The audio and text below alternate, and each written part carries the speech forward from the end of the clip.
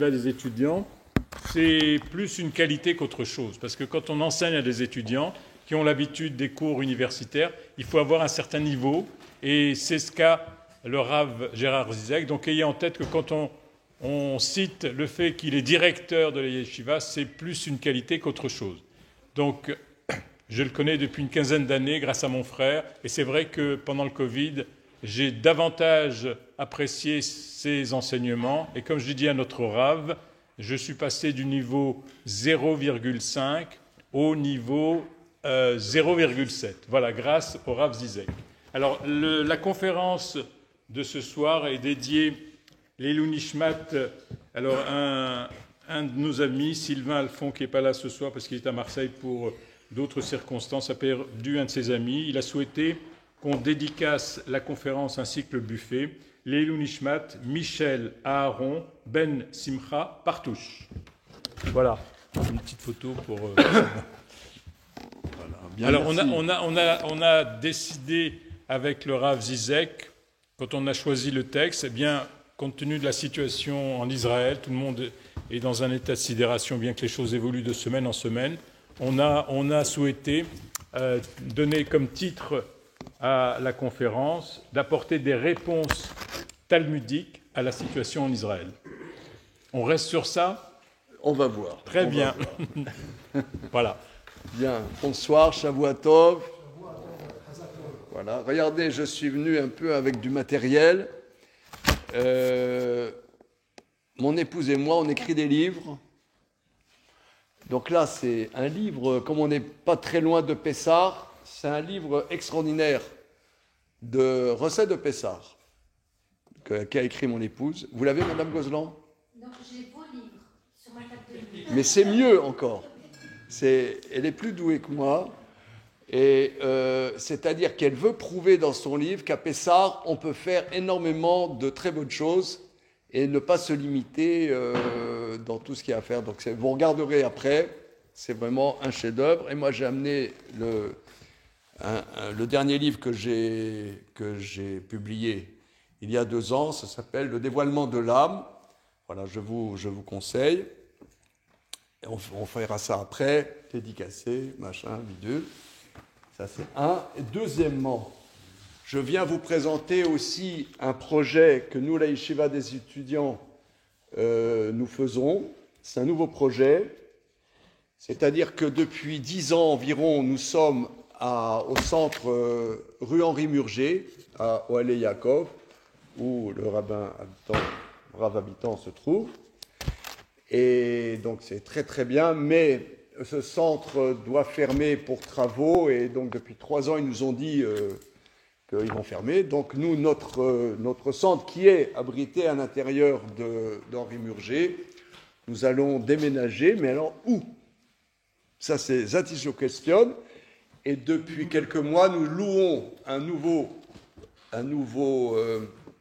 local dans le 20e arrondissement qui sera complètement dédié pour l'étude, pour les étudiants. Par exemple, nous, on fait, outre l'étude quotidienne, nous avons des études tous les jours, tous les matins, tous les soirs. Et l'après-midi, c'est pas actif, mais tous les matins et tous les soirs. Et le Shabbat, par exemple, nous faisons des Shabbats pleins pour étudiants. Nous sommes pratiquement le seul centre qui est, ici à Paris, actif au milieu estudiantin. Par exemple, moi, je donne un cours toutes les semaines au local de l'UEJF. Pour ceux qui savent qu'est-ce que c'est l'UEJF, ce n'est pas les plus charédis qui soient. Je ne sais pas, vous connaissez l'UEJF ? Hein ? Voilà. Eh bien, je vais là-bas, je fais un cours de Talmud à l'intérieur du local rue des Martyrs de l'UEJF, ainsi qu'aux EI, etc. Donc là, vraiment, ça sera un endroit qui recentrera toutes nos activités. Je vous passe, hein, parce que... Alors, Monsieur Gozlan a dit, est-ce que c'est un appel, Vous allez voir, en un mot, il y a 250 000 euros de travaux dans ce nouveau local. Et si, par exemple, vous voulez dédier une salle, 30 000 euros à la mémoire d'un proche, c'est simple, non ? Absolument. 2 000 euros par mois pendant 1 an. Ben voilà. Impec. Voilà, Allez, c'est on va simple. essayer de trouver ça. C'est extrêmement simple. On va essayer de trouver. Voilà. Par ailleurs, avec notre, président, M. Chetboun, Ah non, mais on s'est a regardé. trouvé. Non, mais on voudrait vous accueillir ici. On a de la place. Non, mais on a trouvé. Donc, je vous dis, on a trouvé. Non, je vous dis, on a trouvé. Ça, c'est un. Deuxièmement, excusez-moi, on fait notre centre, on fait un gala annuel où il y a le frère de M. Gozlan qui vient depuis des années. C'est le 31 mars et vous pouvez vous inscrire là sur le QR code. Donc, vous pourrez distribuer le papier. En petite confidentialité, est-ce que vous savez qui c'est, M. Éric Toledano, qui a fait le film Intouchable, par exemple? Alors, c'est un élève à nous quand il était étudiant. Il a étudié 15 ans dans notre centre. Et il sera au gala le 31 mars et il dira tout, qu'est-ce que ça lui a apporté. Donc, si vous voulez être un cinéaste d'envergure internationale, venez étudier à la yeshiva des étudiants. C'est ça le message. Ce étant, en discutant avec Claude, quel va être le thème de cette soirée? Alors, j'ai donné un thème très généraliste. C'est comment aborder en termes de Talmud la période actuelle. Alors, je vais vous dire, moi, je suis dans la Gemara. J'essaie d'être dans mon domaine et de ne pas être ni politologue, ni géopoliticien, ni kabbaliste, ni prophète. Ce n'est pas dans mes compétences. Donc, je vais vous proposer de voir un point dans la Gemara. Un point dans la Gemara. Et on va essayer ensemble d'approfondir cette Gemara. Voilà. C'est tout ce que je sais faire. Voilà. De dire quand est-ce que le Mashiach va venir. Il me l'a dit quand est-ce qu'il va venir. Il me l'a dit, mais je ne suis pas habilité à vous le dire. D'accord?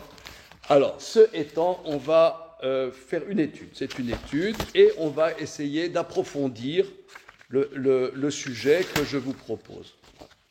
Maintenant, en général, dans les études que je propose, le thème va être abordé, mais pas tout de suite. C'est petit à petit, on va rentrer dans le sujet et je pense qu'on abordera le sujet, mais petit à petit, c'est pas tout de suite. Voilà, je vous passe des photocopies et vous copiez, s'il n'y en a pas assez, vous copiez sur le voisin ou sur la voisine.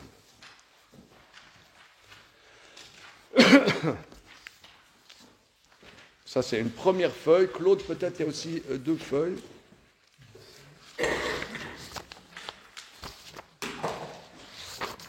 On verra ça après.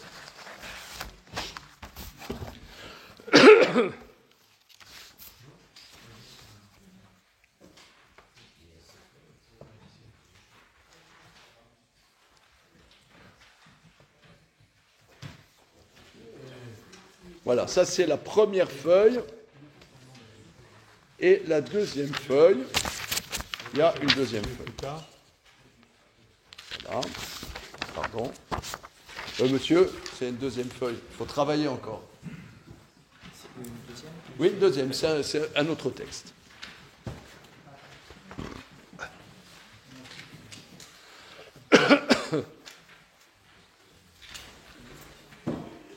Bien.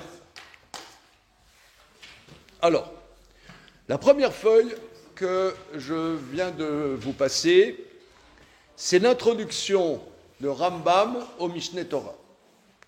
Donc Rambam, Maïmonide, a écrit son œuvre principale, c'est le Mishneh Torah, où il rapporte les halachot des 613 mitzvot de la Torah. Et il fait une introduction sur la transmission de la Torah chez Béal Pé, comment s'est transmise la tradition orale. C'est-à-dire que Moshe Rabbeinu a reçu au Sinaï la Torah chez Birtav et la Torah chez Béal Pé. Maintenant, la Torah chez Birtav, ok, elle est écrite. Mais la Torah orale, comment s'est-elle transmise de maître à élève? Alors Rambam fait la liste qui a reçu de qui a reçu de qui a reçu de qui. Alors regardez, on ne va pas faire de manière exhaustive, on va commencer là.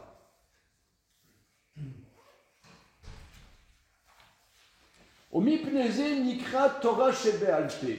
C'est la colonne de droite. 1, 2, 3, 4, 5, 6, 7, 8, 9, 10e ligne de la colonne de droite. Alors je lis, je traduis, voilà. Omipneze Nikrat Torah Shebe'alpe. C'est pour cela elle est appelée la loi orale. Vafalpi Shelonir Teva Torah Shebe'alpe. Bien qu'elle ne soit pas écrite, la Torah orale, alors vous allez me dire, mais où est-ce qu'il part celui-là? Le sujet était un regard talmudique sur les événements actuels. Qu'est-ce que ça a à voir? On va voir. On y va. Afalpi shelo nirteva Torah shebe'alpe, bien que la Torah orale ne soit pas écrite, Lamda Moshe Rabbeinu kula bebet dino les shivim zekenim, Moshe Rabbeinu l'a enseigné, lui et son tribunal, aux 70 sages. Ve Elazar, Pinchas, ve Yoshua, shloshtam kiblu me Moshe. Elazar, fils de Aaron, Pinchas et Yoshua, les trois ont reçu de Moshe. Ole Yeshua, Sheutalmido, Shel Moshe, Rabbeinu Masar Torah Shebalpe, Vetzivahu Alea. Et Yoshua, qui était l'élève de prédilection de Moshe, Rabbeinu, il lui a transmis la Torah Shebalpe et l'a ordonné dessus. Vechen Yoshua, Kol Yemechayav, Lamad Alpe. Yoshua, toute sa vie, il y avait les 5 livres de la Torah, mais le reste c'était entièrement oral. Aux Ekenim Rabim Kiblu mi Yoshua, beaucoup de sages ont reçu de Yoshua. Donc il fait ensuite toute la transmission de la Torah chez Balpé. Yoshua enseigne un tel a reçu d'un tel. Continuons. Nous allons maintenant dans la colonne de gauche.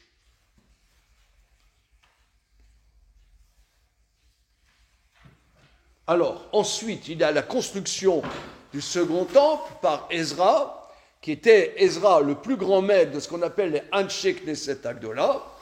Ensuite, regardez, on va dans la colonne de gauche, 5e ligne.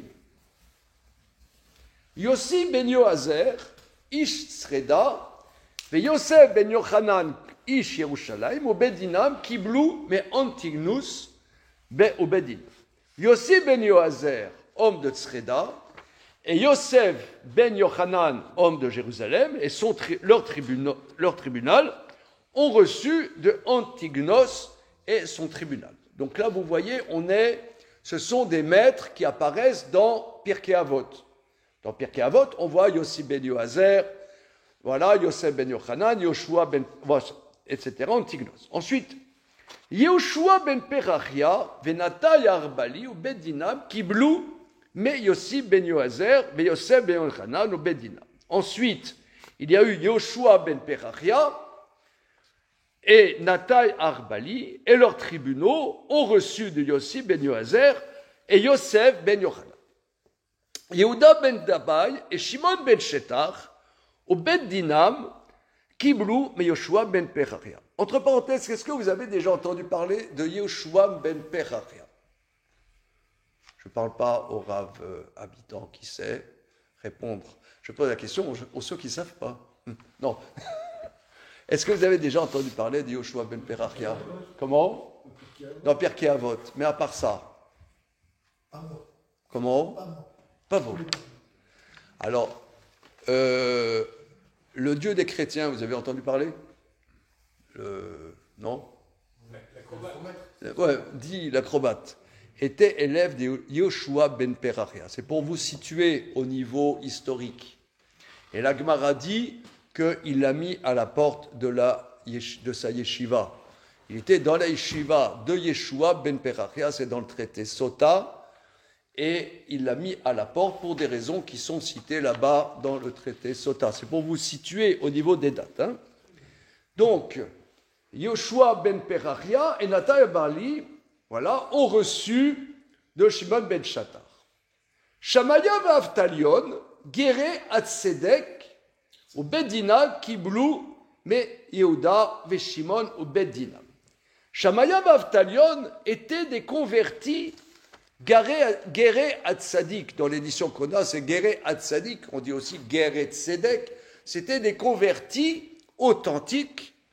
Ils ont reçu de Yehoshua ben Peraria et de Natai Arbali, et ensuite, Hillel ve Shammai Bedina, Kiblu, mais Shamaya ve Aftalion. Hillel et Shammai ont reçu de Shamaya ve Aftalion. Alors ici, il y a un point à remarquer, et là, notre sujet va commencer, c'est que Shamaya ve Aftalion étaient des maîtres centraux de la transmission de la Torah orale, et c'était des convertis. Entre parenthèses, nous allons voir dans la Gemara que Shamaya et Aftalion étaient des descendants de Sancheriv. Sancheriv, c'est l'empereur assyrien qui a exilé les 10 tribus, ce qu'on appelle les 10 tribus perdues. C'est l'ancêtre de Shamaya et Aftalion qui a exilé les 10 tribus et qui a fait le siège de Jérusalem à l'époque du roi Hiskiaou. Il a eu des descendants qui, pas seulement sont devenus juifs, mais sont devenus les maîtres centraux de la transmission de la Torah chez Baal. Et continuons. Shammai ve Hillel ve Shammai, ou Bedina, Kiblu me Shammai v'Talion. Rabban Yochanan ben Zakkai ve Rabban Shimon beno shel Hillel Azaken Kiblu me Hillel ve Shammai ou Bedina. Rabban Yochanan ben Zakkai et Shimon, le fils de Hillel l'ancien, ont reçu de Hillel ve Shammai. Chamisha Talmidim ayulo les Rabban Yochanan ben Zakkai. Rabban Yochanan ben Zakkai, comme c'est écrit dans Pirkei Avot, avait 5 élèves. Vem dole achachamim shekiblu mimeno. Ce sont les très grands maîtres qui ont reçu de lui. Les voici. Rabbi Eliezer Agadol, Rabbi Yoshua, Rabbi Yossi Cohen, Rabbi Shimon ben Nathanael, Rabbi Elazar ben Arar. Rabbi Akiva ben Yosef a reçu de Rabbi Eliezer Agadol. Ve Yosef aviv ger tzedek aya. Et le père de Rabbi Akiva ben Yosef, ce monsieur Yosef était lui-même, dit Maïmonide, un converti. Voilà. Continuons. Ve Rabbi Ishmael, ve Rabbi Meir, ben ger tzedek. Et Rabbi Ishmael et Rabbi Meir, qui était le fils d'un converti, Rabbi Meir, notre Rabbi Meir ben Baal Hanès, son père, c'était un goy qui s'est converti. C'est peu connu ça. Et bien c'est écrit dans Maïmonide. Donc, Ben Ger Tzedek, Kiblu be Rabbi Akiva, Vegam Kibel Rabbi Meir, Vechavera me Rabbi Ishmael, et Rabbi Meir et ses amis ont reçu aussi de Rabbi Ishmael. Alors maintenant, je m'arrête là-dessus. Arrêt sur image, comme on dit. Pourquoi Maïmonide, qui nous dit la transmission de la Torah chez Baal Pé, c'est-à-dire, nous, si nous sommes juifs aujourd'hui, hein, si on est juif, ça tient sur la Torah chez Baal Pé. Il y a une vingtaine d'années, un peu plus, j'ai invité Rav Yitzhak Yosef, vous savez, Rav Yitzhak Yosef, qui est le grand rabbin séfarade, le Rishon LeZion en Eretz Israël. Je l'ai invité, je crois, c'était en 98, parce que j'aime beaucoup le Yalkut Yosef, et j'étais shooté au Yalkut Yosef, et j'ai invité Rav Yitzhak Yosef. Et alors, il y a des gens qui n'étaient pas religieux, ils m'ont dit, je lui ai demandé à faire cours sur cours pendant une semaine. En particulier sur Psychréché de l'Onichale, pour ceux qui connaissent, etc. Et alors, il y avait un ami très proche à moi, qui n'était pas religieux, et je l'ai invité à venir de cours de Rav Yitzhak Yosef sur Psychréché de l'Onichale. Il m'a dit, qu'est-ce que ça me concerne, moi? Je lui ai dit, s'il n'y avait pas des maîtres qui connaissent les détails de qu'est-ce que c'est Shabbat, on ne saurait plus qu'est-ce que c'est être juif. s'émettre de la Torah Shabbat. Mais il y a quelqu'un qui dit, moi je ne suis pas religieux, je ne fais pas Shabbat. D'accord. Je ne suis pas religieux, je ne fais pas Shabbat. Je m'en fous. D'accord. Mais tu es juif. Ah, moi je suis plus juif que toi, imbécile. Parce que toi, tu as besoin de ça pour te prouver que tu es juif. Moi, je n'ai même pas besoin de ça. Tu as besoin de ta kippa pour besoin que tu es juif. Mais moi, je suis juif dans le cœur. Je suis hyper juif. Je suis plus juif que toi, religieux. Je suis hyper juif. D'accord. Ok, d'accord. Je rentre dans ton jeu.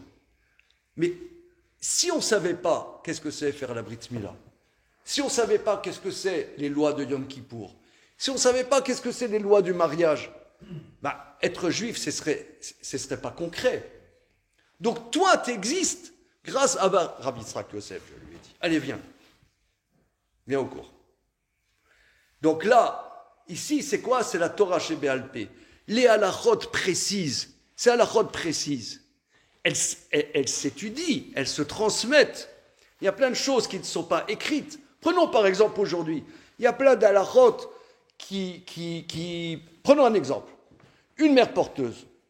Ouais, une mère porteuse. Ça veut dire, un enfant a été fécondé, un embryon a été fécondé in vitro, à partir d'une ovule d'une madame lambda. Et ensuite, c'est une autre dame qui va porter cet enfant fécondé. Qui est la maman? Monsieur? Vous ne savez pas, d'accord. Alors, ça, c'est pas explicite dans le Talmud. Mais il y a des grands maîtres qui connaissent tout le Talmud à fond et qui vont pouvoir, à travers toutes leurs connaissances, s'ils ont appris de leur maître, trancher des questions comme ça. La semaine dernière, j'étais à Jérusalem auprès d'un grand maître de notre génération qui s'appelle Rav Asher Weiss. Rav Asher Weiss est une grande lumière de notre génération. Je lui posais une question. La question, elle n'est pas très cachère, mais c'est une question que je ne sais pas résoudre. Question que je ne sais pas résoudre. Une fois, après un cours, il y a un grand garçon, qui est venu me voir, m'a posé la question pas cachère suivante.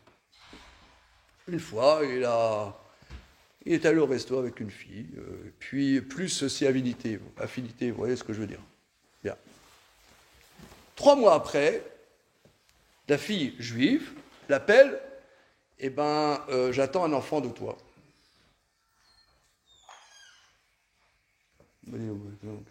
Qu'est-ce que tu me racontes là, machin bidule? Qu'est-ce que c'est que cette histoire? C'est pas parce qu'on a passé quelques heures ensemble que maintenant j'ai un enfant, machin. Elle dit, fais un test ADN. Je ne veux pas faire un test ADN. Qu'est-ce qu'un test ADN de quoi? D'après la loi française, peut-être il y a des juristes parmi vous, d'après la loi française, si on ne fait pas le test ADN, c'est qu'on reconnaît que c'est nous. Si tu n'as pas de problème, tu fais le test. Donc si tu refuses de faire le test, c'est que tu reconnais que l'enfant est de toi. Ok. Alors, il a fait le test. Est-ce que, d'un point de vue halachique, cet enfant, que le test ADN reconnaît que c'est lui le géniteur, est-ce que cet enfant va être reconnu? Parce que la fille, elle reconnaît, elle demande une aide financière. Bon, c'est ça le sujet. Hein? Alors j'ai demandé, moi je ne sais pas trancher cette question. Alors j'ai demandé la semaine dernière à Rav Asher Weiss, j'étais chez lui, je lui ai demandé, Rav, comment on tranche cette question? Il m'a dit que pour les questions d'argent, les tests ADN sont considérés positifs. Donc on pourra obliger cette personne à payer une rente pour cet enfant. Voilà. Vous voyez, ça, les tests ADN, c'est pas écrit dans le Talmud. Hein? Alors, le Talmud, c'était écrit il y a 1800 ans, il n'y avait pas les tests ADN. Mais comment trancher les questions? Si un grand maître comme ça, il tranche de manière précise, c'est qu'il a reçu de ses maîtres des outils pour trancher des questions comme ça. Or, Rambam, Maïmonide, nous dit que dans la transmission, vous pouvez remarquer, on vient de lire, il nous dit que dans les piliers de la transmission de qu'est-ce que c'est être juif, Il y a Shamaya et Avtalion, les maîtres de Hillel et Shammai. Rambam dit, c'était des convertis. Ils ne sont pas nés juifs. Ensuite, il dit, il y a Rabbi Eliezer Agadol, et grand élève de Rabbi Eliezer Agadol, Rabbi Akiva, Ben Yosef, et Yosef, le père de Rabbi Akiva, était un converti. Ensuite, les élèves de Rabbi Akiva, il y a en particulier Rabbi Meir, et le père de Rabbi Meir était un converti. Pourquoi Rambam met-il l'accent là-dessus? Ça ne nous intéresse pas, enfin c'est intéressant comme ça, mais Rambam, Maïmonide, qui est extrêmement précis, extrêmement concis, pourquoi? C'est le point qu'il relève. That is the question. Et c'est ce que je vous propose que nous approfondissions ensemble, parce qu'il y a un passage dans le traité Gittin d'Afnun Zayin Amud Bet qui va analyser la question. Regardons. Bien. Alors, dans le 5e chapitre du traité Gittin, il y a plusieurs pages sur la destruction du premier et du second temple. C'est des passages terribles que, traditionnellement, nous étudions le jour du 9 Av. À Tisha B'Av, on n'a pas le droit d'étudier, ça fait partie des lois de deuil, mais des sujets qui ont trait à la destruction du temple, on a le droit d'étudier, en particulier ce passage. Alors, il y a un passage très terrible, très bouleversant, que nous allons regarder ensemble, et on va essayer de rentrer dans ce passage bizarre. Regardez en haut de la page, donc là c'est la page de Gemara, et ça commence là. Voilà.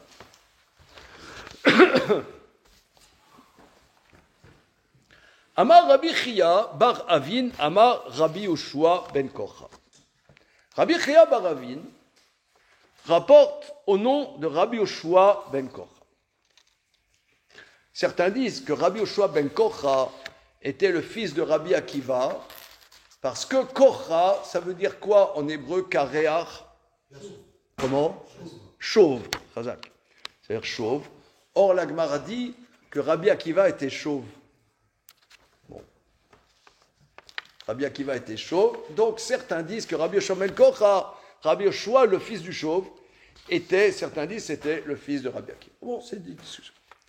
Voilà. Rabbi Yoshua ben Korcha dit Sarli zaken echad m'adshe Yerushalayim. Rabbi Yoshua ben Korcha nous rapporte quelqu'un d'âgé de Jérusalem m'a dit, regardez monsieur, Bibi Kazo, Arag, Nabuzradan, Rav Tabarim, Matayim, Vachat, Esre, Ribo. Vous voyez monsieur, vous voyez ce champ, il y a un champ là, dans la campagne, à côté de Jérusalem. Eh bien dans ce champ, Nabuzradan, le chef boucher, a tué 2 100 000 juifs. Est-ce que vous savez qui c'est Nabuzradan? Comment? Ça a à voir avec Nabucodonosor, mais ce n'est pas Nabucodonosor. Comment? Chazak. Il y a des connaisseurs, là, hein? D'accord. Alors, effectivement, quand on dit que c'est Nabucodonosor, Nabuchodonosor qui a détruit le premier temple, en vérité, Nabuchodonosor n'a jamais mis les pieds à Jérusalem. Son homme de main, son général boucher ici qu'on appelle, c'est Nabuzradan, qui est cité effectivement dans le livre de Jérémie. C'est Nabuzradan qui a détruit de fait le premier temple, et la Gemara nous dit que Nabuzradan a fait des massacres. Et Rabbi Yoshua ben Korcha dit, il a rencontré quelqu'un d'âgé, qui lui a dit, vous voyez monsieur, vous voyez ce champ-là? Ben, dans ce champ, Nabuzradan a égorgé 2 100 000 juifs. Continuons. Au Beyerushalayim, Arag Tishim va Arba Ribo Aleven Achat. Et à Jérusalem, il a tué 940 000 personnes sur une pierre. Il y a une pierre. Allez, une personne, 2 personnes, 940 000 personnes, il a égorgé sur une pierre. C'est pour ça qu'on l'appelle Rav Tabachim, le chef boucher. Ad shalar daman venaga bedamo chez Zacharia le kayem mashenemar damim bedamim nagu. Il y avait des rivières de sang jusqu'à ce sang est arrivé, jusqu'à ce que ce sang a touché le sang du prophète Zacharia. Alors Zacharia, Rashi explique, c'est pas Zacharia Hanavi qui se trouve dans Tréassa, mais c'est le fils de Yehoyada, le Kohen Gadol, qui faisait des remontrances aux enfants d'Israël, et il y a des Juifs qui ont tué ce fils de Zacharia, de Yehoyada à Kohen, et il était prophète, il était Kohen, et ils l'ont tué. Et ces rigoles de sang ont touché le sang de Zacharie. Qu'est-ce que c'est ce sang de Zacharie? La Gemara rapporte que Nabuzradan, il avait été mandaté par Nabuchodonosor pour détruire Jérusalem. Il arrivait à côté de Jérusalem, il a vu du sang qui bouillait. Bleu, bleu, bleu, du sang, une flaque de sang qui bouillait. Voilà. Ashkache, les damés des Zacharia, d'Ave Kamartar Besalik. Il a trouvé le sang de Zacharie qui bouillait et continuait à bouillir. Amar, Maï, Aïe, il a dit, qu'est-ce que c'est cette flaque de sang qui est en train de bouillir? Qu'est-ce que c'est? Amroulé, Dam Zvachim Deshtafour. Les gens, les Juifs qui étaient là, ils ont dit, monsieur le général, vous savez, on n'a pas le droit de faire un sacrifice hors du temple de Jérusalem, et il y a des gens, ils ont fait un sacrifice hors du temple, et le sang du sacrifice, il n'est pas content, il boue, il boue. Voilà. A été damé, vélo idbou. Il dit, faites un sacrifice, je veux voir si c'est vrai. Faites un sacrifice ici hors du temple, je veux voir si c'est vrai. Vélo idbou, ça ne ressemblait pas. Amar Léou, il leur a dit, Imramutului mutav. Si vous me dites la vérité, tant mieux. Vimlav, sinon, masrika li bisraïrou be misraki de parsa. Si vous me dites pas la vérité, je vous déchire la chair avec des peignes en fer.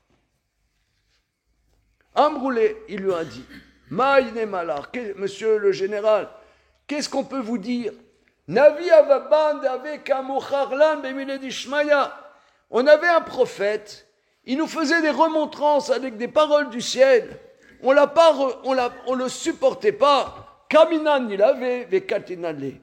On s'est levé contre lui, on l'a tué. Vea kamash shanin de lo karna nayar nafshi. Damé. Ça fait des années, son sang n'arrive pas à se calmer. Cette injustice incroyable, cette horreur qu'on a tué un de nos maîtres, eh bien cette injustice, elle reste ouverte et le sang n'arrive pas à se calmer. Il n'arrive pas. Cette injustice terrible. Amar Léou, il leur a dit, Anna me faisane, je vais rendre la justice. Dit Nabuzradan, je vais calmer le sang. Aïté sanadrek dola sandrek tana vekatal ilavé. Il a amené le grand tribunal de 70 juges, les petits tribunaux de 23 juges, et il les a massacrés. Katal ilavé. L'onar, le sang ne s'est pas arrêté. Bachurim betulot, il a amené les Bachurim, les jeunes hommes, les jeunes filles, Katal il les a tués, massacrés, Vélonar. A été Tinokot chez Betraban, il a amené les enfants qui étudiaient la Torah, tous les enfants qui étudiaient la Torah, il a tué tous les enfants qui étudiaient la Torah. Vélonar, le sang s'est pas arrêté. Vélonar. Amarlo Zacharia, alors ce goy, Nabuzradan, le boucher, il a dit, Zacharia, tovim shebaem ibatim, nichalar dinu le chulu, Zacharie, j'ai tué les meilleurs du peuple d'Israël. Est-ce qu'il faut que je les tue tous pour que tu te calmes? Est-ce qu'il faut que je les tue tous? Kedamar leachi nar. Le sang s'est arrêté. À ce moment-là, Irer Tshuva Bedaate. À ce moment-là, il a dans son cœur, il a eu une pensée de Teshuvah. Il a une pensée de Teshuvah. Uma ima nefesh achat. Si déjà, sur une vie qui a été tuée de manière injuste, la vengeance est tellement terrible, Aou Gavra de Katal Kolane Nishmata, cet homme, c'est-à-dire moi qui ai tué toutes ces âmes, Alachat Kama Vekama, combien mon châtiment va être terrible. Il a réalisé là quelque chose que nous allons essayer de reprendre ensemble. Il dit, si pour une nefesh, qui a été tué de manière injuste, le châtiment est tellement horrible, moi qui ai tué toutes ces neshamot, Alachat Kama Vekama, combien mon châtiment est terrible. Arak, il a fui, Azal, Shadashta Pritata Bebete, il a envoyé une lettre pour régler toutes ses affaires courantes. Ve Egayer, il s'est converti, il est devenu juif. Tana, nos maîtres enseignent. Je passe la première proposition. Naman Gertosha Vava, je passe, c'est pas notre sujet. Nabuzradan Gert Sedek Aya. Nabuzradan est l'exemple même du converti authentique. Alors là, j'ai passé, je vais vous dire, bon Hachem, ça fait 50 ans que j'étudie. J'ai passé des dizaines d'années pour méditer sur cette Gemara. Qu'est-ce que la Gemara, nos maîtres disent? Ger Nabuzradan, Ger Tzedek Aya. Nabuzradan, ça c'est un converti. Mais c'est un monstre. C'est un monstre. Tu veux dire, on va dire, comment il s'appelle le mec là qui se cache là? Sinois. Il arrive ici à Fontenay-sous-Bois, il va voir monsieur le rabbin, je voudrais devenir juif. Mais on va tous l'égorger.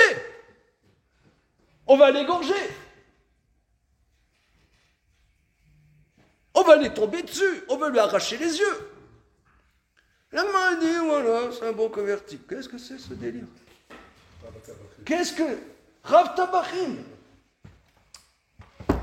J'ai posé la question à un des plus grands maîtres de notre génération, une fois,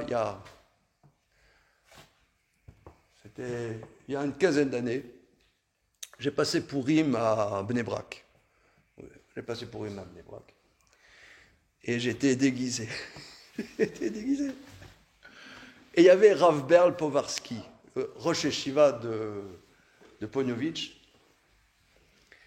qui était là avec ses élèves, c'était Pourim. Et je veux dire, Rav Berl,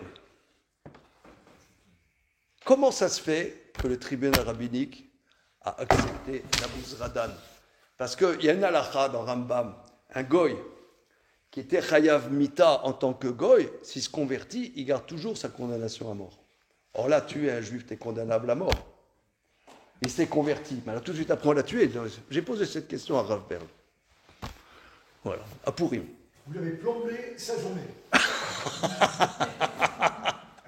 Entre parenthèses, je l'ai revu là, il y a quelques jours, ce monsieur. C'est un des très grands rabbins actuels. Alors, qu'est-ce que la Gemara nous dit?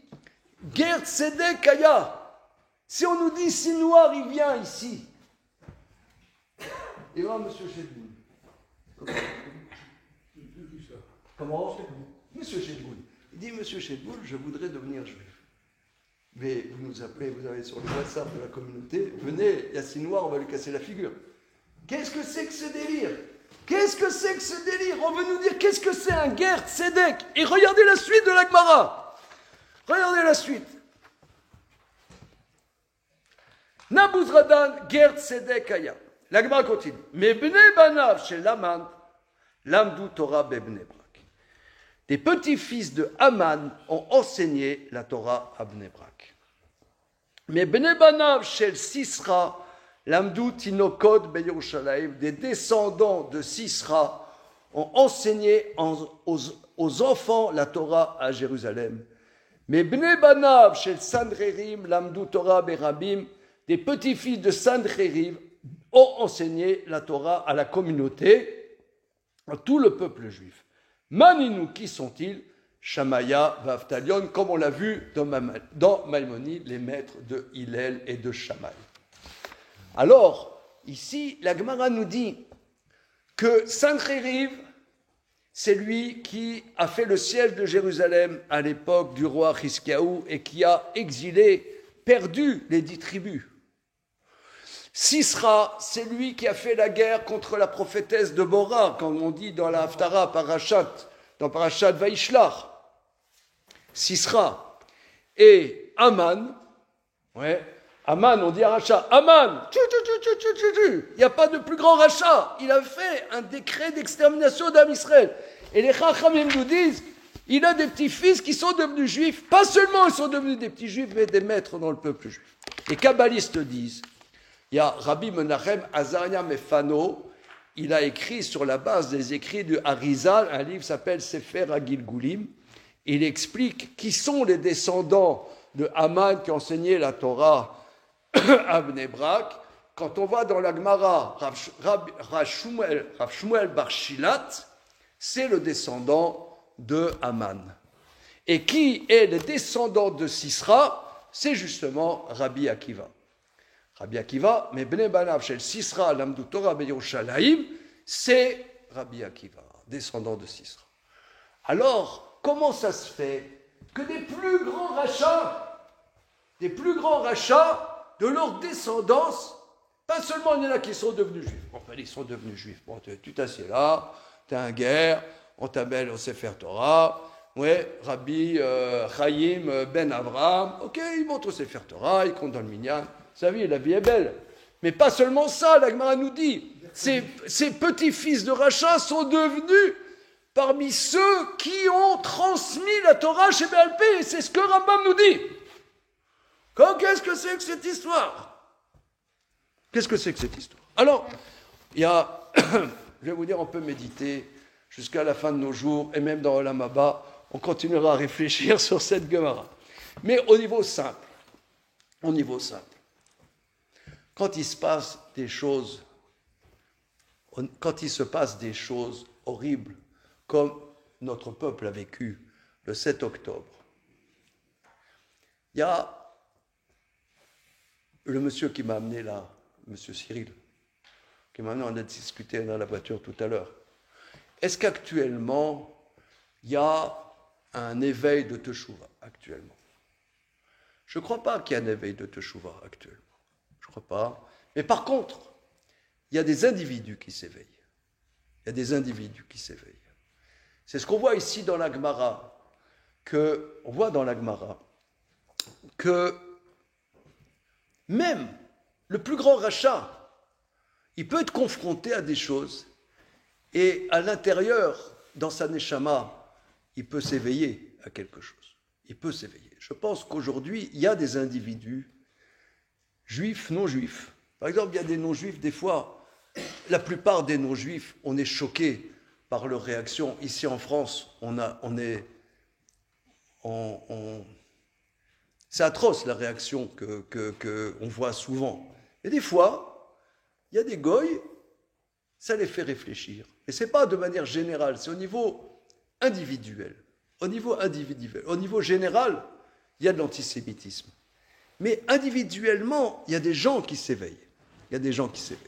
Maintenant, essayons d'analyser ce passage de Gittin, parce que on reprend. Il a fait un raisonnement. Si pour venger Zarkari, il fallait tuer toutes ces personnes, lui qui a tué, le texte dit, Im a nefesh achat, sur une nefesh, il fallait tuer toutes ces personnes.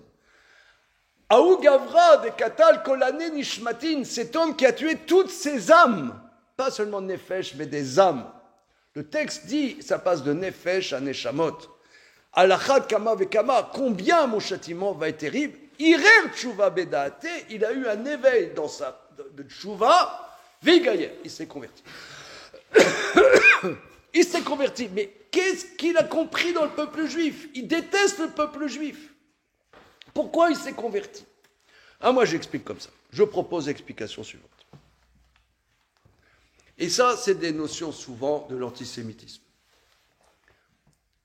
Nabuzradan, c'était un général. Un général de Nabuchodonosor. Un général dans l'armée. Moi, je n'ai pas fait l'armée. J'ai été dispensé de faire l'armée. À l'époque, quand j'étais à l'âge de faire l'armée, il y avait l'armée obligatoire ici en France. J'ai été réformé. Comment j'ai été réformé? À l'époque, j'étais à l'Yeshiva à Bnei Brak, je vous raconte un peu. Comment j'ai été réformé? J'ai été à l'Yeshiva à Bnei Brak, j'avais 20 ans, 21 ans, et j'ai reçu du consulat de France, vous devez être, voilà, c'était conseil de révision, on appelle, conseil de révision. Je vais là-bas au consulat de France, ils ont vu le zozo qu'ils avaient en face, et ils m'ont dit, ils m'ont posé des questions, ils ont vu qu'ils n'avaient pas intérêt à me prendre dans l'armée française. Mon Rav, à Yeshiva, il a dit, pour être exempt, s'il faut, tu dois mentir. C'est mitzvah de mentir. J'ai pas eu besoin de mentir. J'ai pas eu besoin de mentir. Il m'a dit, l'armée française n'avait pas besoin de mentir. Mais par contre, lui, c'est un général de l'armée de Nabuchodonosor. À l'armée, les ordres, c'est les ordres. À l'armée, je ne veux voir qu'une seule tête. Ouais, merci. Réfléchir, c'est déjà désobéir. Dans l'armée, c'est les ordres. Et lui, il arrive, il voit que les Juifs, il y a des rechaïm dans le peuple juif. Ils ont tué un prophète. Ils ont tué un prophète. Comment les Juifs? Moi, en tant que, si vous voulez, comme un Prussien à l'époque de l'Allemagne prussienne, on dit à un Prussien, on lui dit, les Juifs, c'est le peuple de Dieu. Nous, on est les peuples de Dieu. Mais si on est le peuple de Dieu, comment ça se fait qu'il y a des magouilleurs dans le peuple juif? Comment ça se fait qu'il y a des gens impies, des pornographes? Toute la pornographie, souvent, ça vient des Juifs. L'inventeur des journaux pornographiques aux États-Unis, il y a eu un film là-dessus. C'était un Juif, il s'appelait Stern, machin. Comment ça se fait? Vous êtes le peuple de Dieu. Mais comment ça se fait? Si vous êtes le peuple de Dieu, comment ça se fait qu'il y a des gens pas bien chez vous? Donc ça veut dire que c'est pas vrai. Moi, je suis un soldat. Si vous êtes le peuple de Dieu, vous devez être irréprochable. Et il y a des gens, ils font pas Shabbat. Comment c'est possible? Moi, en tant que Prussien, si je comprenais qu'est-ce qu'est le peuple de Dieu, tout le monde devrait faire ce que Dieu leur demande. Comment ça se fait, les gens ne font pas Shabbat? Donc ça veut dire que vous n'êtes pas le peuple de Dieu. Donc c'est pas vrai. Ce qu'on m'a raconté depuis que je suis enfant, que les Juifs c'est le peuple de Dieu, c'est un mensonge. Donc il faut éliminer les Juifs. C'est injuste qu'il y ait des Juifs. Les Juifs, c'est des faussaires. Si vous discutez avec un islamiste, ils vous disent, vous les Juifs, vous êtes des faussaires. Vous avez déjà discuté avec des islamistes? Moi, oui. Parce que quand ils me voient, ils aiment bien discuter avec moi. Et alors, je les entends. C'est pas tellement rigolo, hein. Eux, ils disent, vous, les Juifs, vous êtes des faussaires. La preuve, il y en a qui ne font pas Shabbat. Mais, donc, ça veut dire que ce n'est pas vrai. Vous n'êtes pas le peuple de Dieu. C'est nous, le peuple de Dieu. C'est pas vous. Donc, les Juifs, vous êtes des menteurs. Vous êtes des falsificateurs. Il faut vous éliminer. Parce que vous êtes des falsificateurs. J'ai mission sacrée de vous massacrer. Je vous sais, un bon speech bien nazi, là. Hein? Donc, ça, c'est ça, sa mentalité. Et il tue. Parce que je dois éliminer les Juifs. Les Juifs, c'est un faux historique. Il faut les éliminer. Il tue. Et il réalise qu'il pourrait continuer à tuer tous les Juifs. Et là, il se dit, mais c'est pas des nefesh, c'est des neshamot. Il a réalisé que lui, il a une neshama. Vous savez, dans la prière, on dit Akel, Agadol, Agibor, Ve'anora. Akel, Agadol, Agibor, Ve'anora. On dit ça 3 fois par jour dans le Shmoneh Esrei. Eloké, Avraham, Israël, Akel, Agadol, Agibor, Ve'anora. La Gemara, dans le traité Yoma, explique qu'est-ce que ça veut dire Nora. C'est que les Goyim, à un moment, ils arrivent, ils ont peur de Dieu. Ils arrivent à réaliser qu'ils ont peur de Dieu. La preuve que Dieu est redoutable, c'est que les Goyim, à un moment, ils arrivent à comprendre qu'il y a Hachem. C'est ça, Nebuzaradan, à un moment, il a compris qu'il n'était pas un soldat, mais qu'il était un être humain avec une neshama. Et là, la personne s'est éveillée et Igaïère.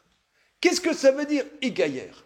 C'est une grande question. Comment ce rachat incroyable, il s'est converti? Comment il s'est converti? Mais il détestait le peuple juif. Il détestait le couscous boulette. Il détestait la bourra. Il détestait le couscous genaouya. Il détestait la pkaïla. Comment cet homme-là, il est devenu juif? Mais pourquoi il est devenu juif? Je propose d'expliquer. Parce qu'il a compris que le Ham Israël transmettait que nous, on est créé Betselem Elohim, qu'on est des Neshamot. C'est ça la transmission du peuple juif. C'est ça être juif. Être juif, c'est pas seulement manger telle chose ou telle chose. C'est pas du folklore, être juif. Être juif, c'est pas du folklore. Il y a du folklore. On a besoin du folklore. On a besoin. Shabbat, il y a tel plat. Les enfants, ils attendent tel plat.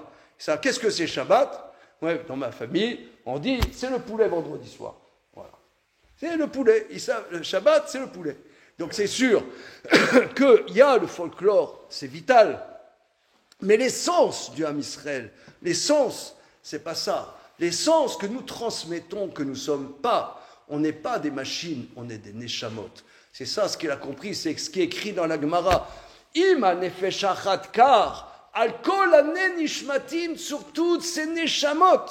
Surtout neshamot, al achat kama vekama, il a réalisé que c'est ça le Ham Israël, ce sont des neshamot. Ça c'est très important. Déjà sur l'invitation que votre communauté m'a faite ce soir, je me suis dit, qu'est-ce que je veux transmettre?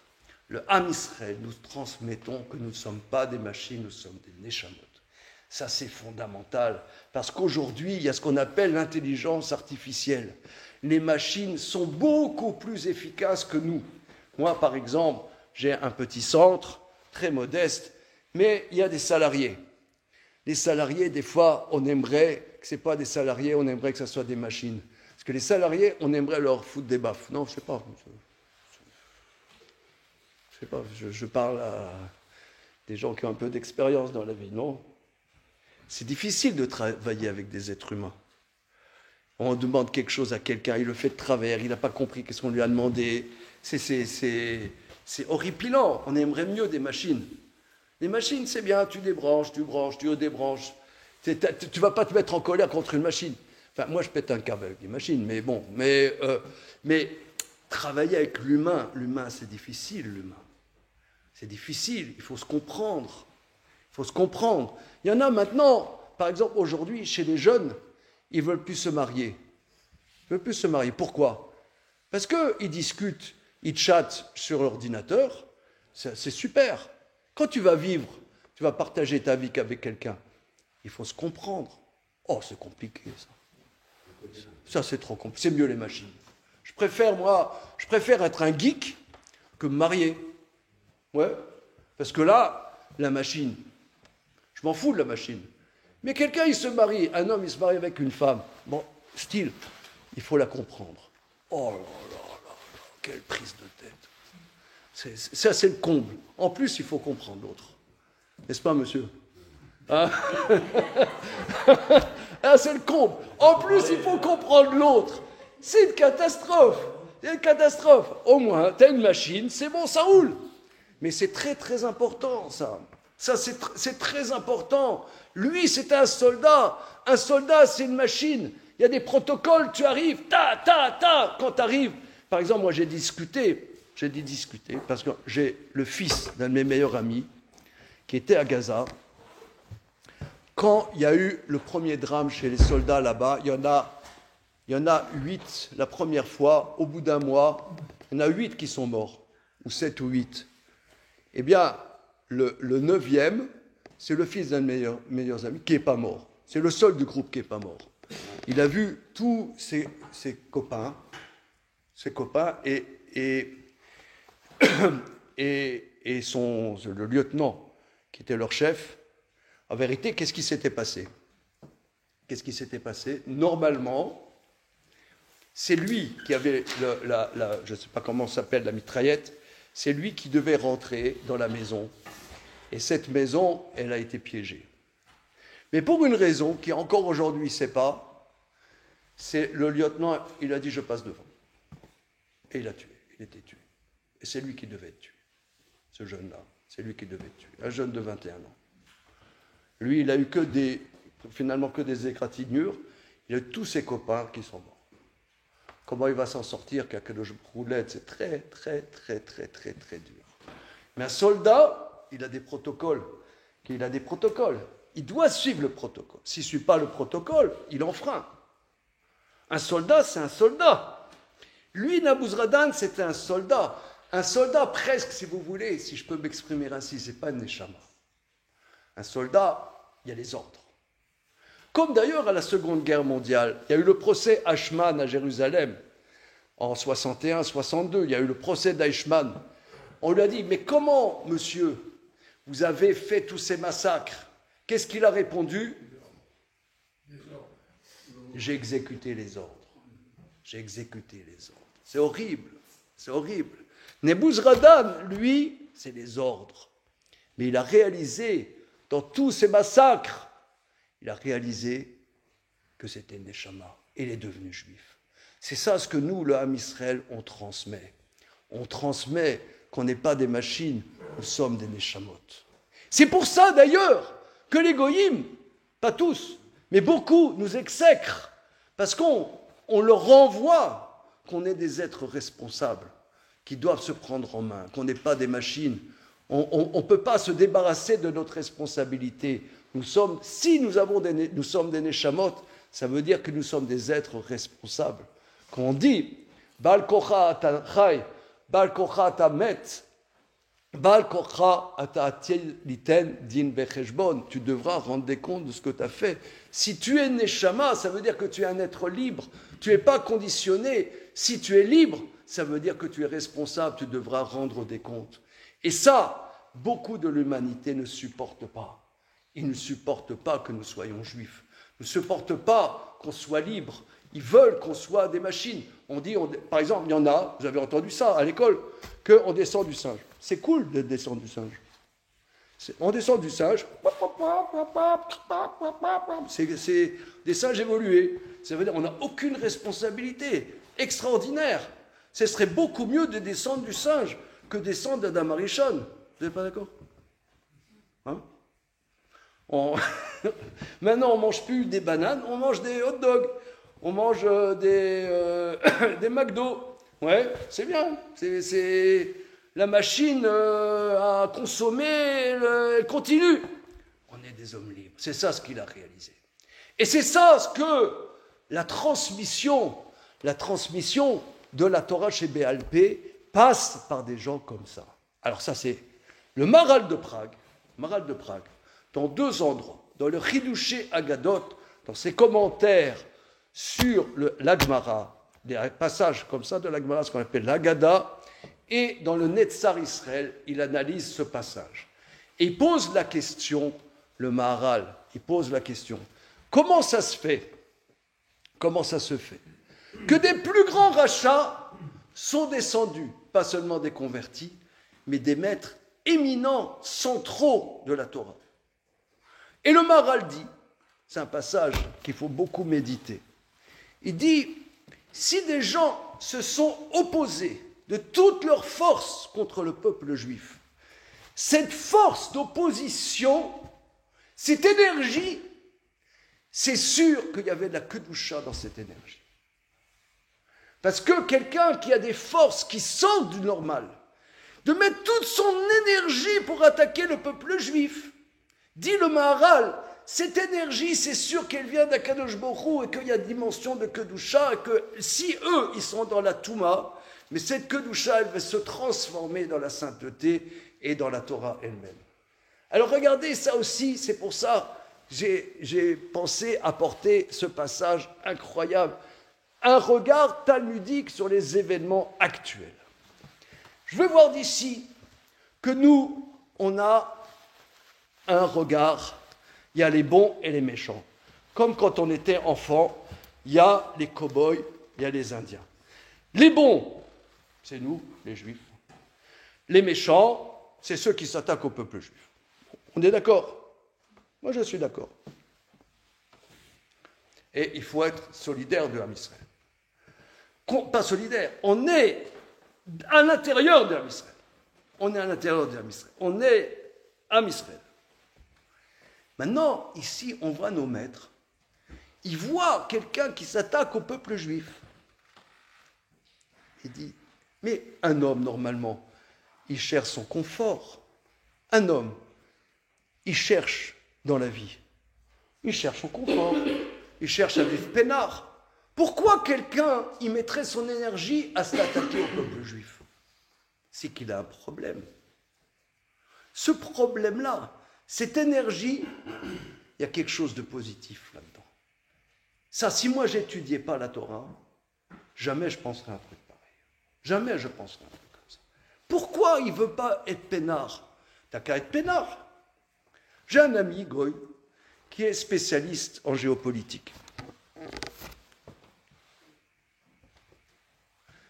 Quand ça a commencé le 7 septembre, je lui ai dit, comment toi tu vois les choses? 7 octobre. 7 octobre, je lui ai dit, comment tu vois les choses? Il m'a dit, le Hezbollah, il connaît bien le Liban, cet ami. Il connaît bien le Liban. Il m'a dit, les chefs du Liban, ils ont des villas de luxe là-bas au Liban. Ils n'ont pas intérêt à faire la guerre. Parce que tout leur confort, ils vont le perdre. Donc lui, d'après, à vue de nez, ils ne vont pas déclarer la guerre. Ça, c'est une manière de voir les choses. Maintenant, qu'est-ce qui va advenir? Je ne sais pas.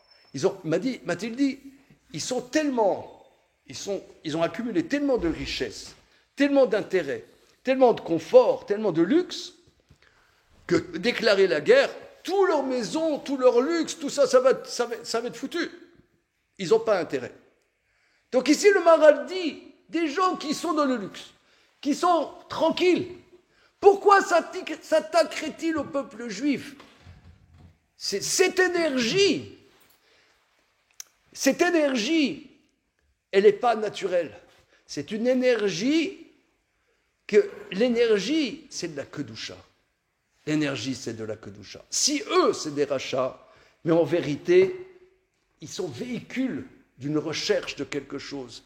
Il y a quelqu'un, il est endormi.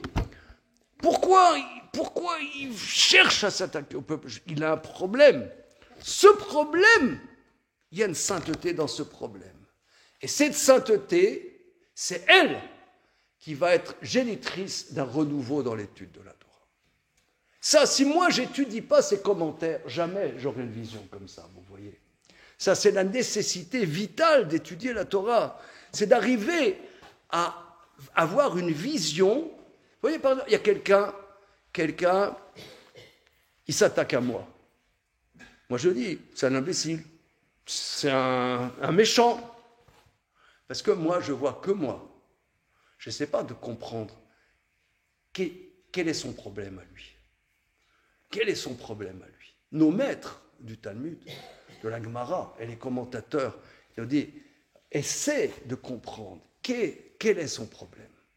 Ça ne veut pas dire qu'il ne faut pas se battre. Il faut se battre. Il faut gagner la guerre. Il faut gagner la guerre.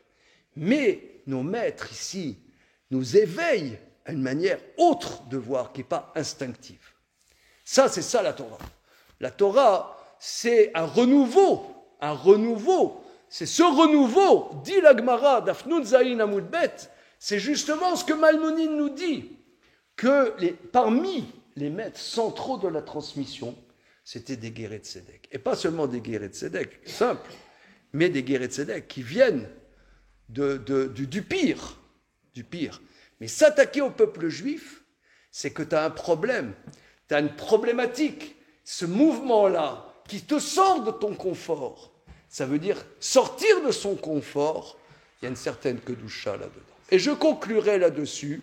Rabbi Lévi Yitzhak de Berdichev, dans son livre qui s'appelle Kedushat Lévi, il dit comment ça se fait que la Gemara d'Afnun Zayin Amud Bet dit ce qu'on vient de voir, Mebne Banav Shel Haman Lamdu Torah Bebne Brak. Des petits-fils de Haman ont enseigné la Torah à Bnei Brak. Mais Haman, dans 3 semaines, ça va être Purim, justement, Motzei Shabbat, ça va être Purim. Haman Aracha, la crécelle, tu. Comment nos maîtres, ils peuvent dire que des descendants d'Haman ont enseigné la Torah à Bnei Brak. Les kabbalistes disent, c'est Rav Shmuel Bar Shilat, élève du grand Amora Rav. Comment ils peuvent dire un truc comme ça? C'est comme si moi je vous disais, oui, vous voyez, moi, je suis un petit-fils d'Himmler. Monsieur Usan, vous auriez envie de fuir, non? Non, vous n'aurez pas envie? Moi, oui. Non, ça veut dire, c'est impudique. C'est impudique. On dit, voilà, moi je suis le petit-fils du grand mufti de Jérusalem qui était allié de Hitler. Je vous enseigne la Torah. Non, non, j'ai pas envie.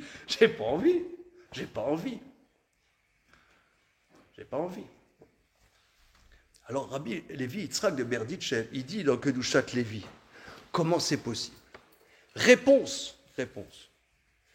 On voit dans la Megillat Esther que quand Esther, elle invite Haman au festin qu'elle va faire, c'est écrit, il est sorti, Haman, Saméar Vetuvlev. Il est sorti joyeux. Rabbi Lévi Yitzhak de Berditchev dit, être joyeux, c'est qu'il y avait de la sainteté chez lui. Parce que quelqu'un, Stam, il n'est pas Saméar.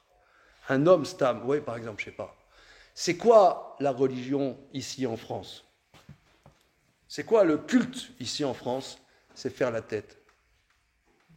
Ouais, c'est-à-dire, ici en France, vous êtes obligé de faire la tête. Vous allez dans le métro, dans le RER, ouais, on doit être comme ça. D'ailleurs, la preuve, j'ai une preuve scientifique. Quand vous faites la photo d'identité, vous n'avez pas le droit de sourire. Pas le droit de sourire. Si vous souriez, on peut vous soupçonner d'être un terroriste. Ici, c'est interdit de sourire. Si tu souris, une fois, je montais dans un bus, chauffeur du bus, mais pourquoi vous souriez? Il m'a dit. Il dit, je sais pas, je suis content. Il dit, quoi, avec tout ce qui se passe? Avec tout ce qui se passe, vous êtes content? Je lui dis, j'écoute pas les infos. Il dit, vous avez raison. Comment vous êtes content avec tout ce qui se passe? Qu'est-ce qui se passe? Bon, Hachem, on a passé un Shabbat formidable. Soyons joyeux. Rabbi Lévi Yitzhak de Berditchev, il dit que Haman, c'est écrit dans la Megillat Esther, Vayatsa Haman Saméar. Comment un goy, il peut être Saméar? Mais jamais un goy Saméar. Il est Saméar. Même ce salaud-là, il y avait la kedusha en lui. Cette kedusha, lui, c'était un rachat, mais elle est restée, elle s'est transmise dans ses enfants. Il a des enfants qui sont devenus pas seulement des juifs, mais des maîtres de la Torah. Vous voyez comment nos maîtres, ils nous apprennent à voir les choses. Jamais on n'aurait imaginé ça. Jamais je serais resté là sans étudier. Jamais j'aurais imaginé un truc pareil. Ashrenu, matov, chelkenu. Voilà, c'est ça, une manière talmudique d'aborder des situations de crise. Voilà, Bezrat Hashem, qu'Akadosh Baruch Hu nous envoie la Géoula, parce que moi je prie. On dit à Rosh Hashanah, Yom Kippour, Veyavin kol yetzur shata yetzarto. Veyeda kol paul shata pe'alto. Comme ça, on dit Veyeda kol paul shata pe'alto. Veyavin kol yetzur shata yetzarto. Veyamar kol asher neshama be'apo. Hashem Eloke Israël Melech ou Malchuto Bakol Mashala. Que Yavin, que Yeda Kol Paoul, sache chaque être créé que tu l'as fabriqué. Yavin Kol Yetzur Shater Yetzarto, toute créature comprendra que tu l'as créé. Veyomar Kol Asher Neshama Be'apo, que toute personne qui a une âme en elle dira Hashem Eloke Israël Melech ou Malchuto Bakol Mashala, que Hashem, le Dieu d'Israël, c'est sa royauté, et sa royauté est surtout, c'est la seule chose, parce que dire voilà, on compte là-dessus, on compte sur les Américains, on compte sur l'un, on compte sur l'autre, là on voit qu'on est dans des impasses, et qu'on doit demander à Kadosh Baruch Hu, ouvre nos cœurs, et là nous les Shahen, et là à la Vinu Sheba Shamaim.